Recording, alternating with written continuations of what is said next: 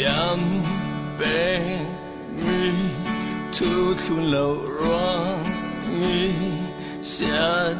rau na tuar me lay lung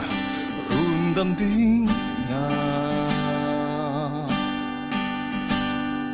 Champagne me loan na kin sol na kin sao sung a lay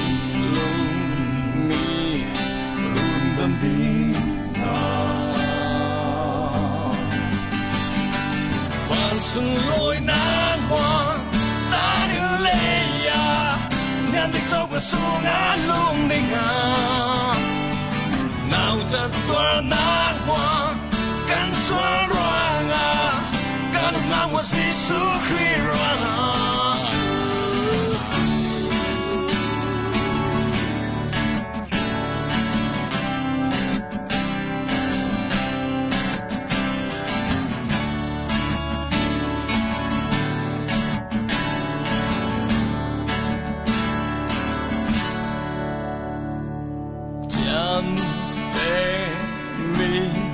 Christmas ala du go me lay long a kri ben me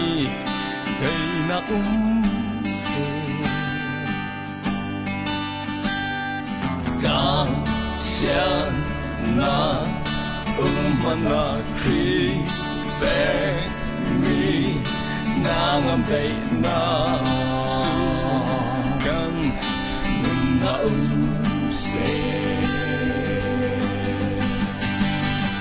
Phan xuân lối nắng hoa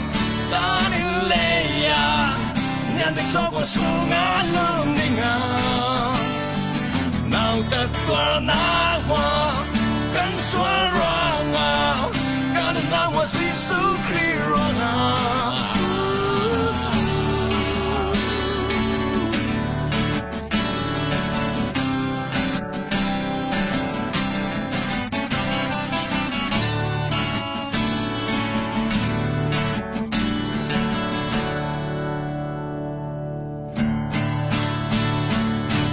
Xuân lối nắng hoa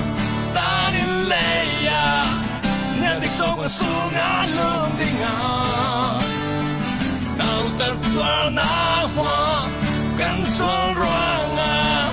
cả lần nào hoa si su khi roang à Phan xuân lối nắng hoa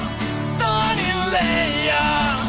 nhàn tích trong cuộc sống ngã lưng đình à nào ta qua nắng hoa căn xóa roang à cả lần nào hoa si su khi roang à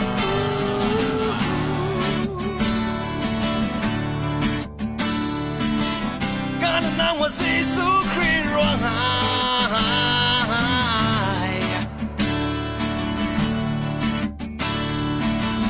cả lần nào hoa si su khi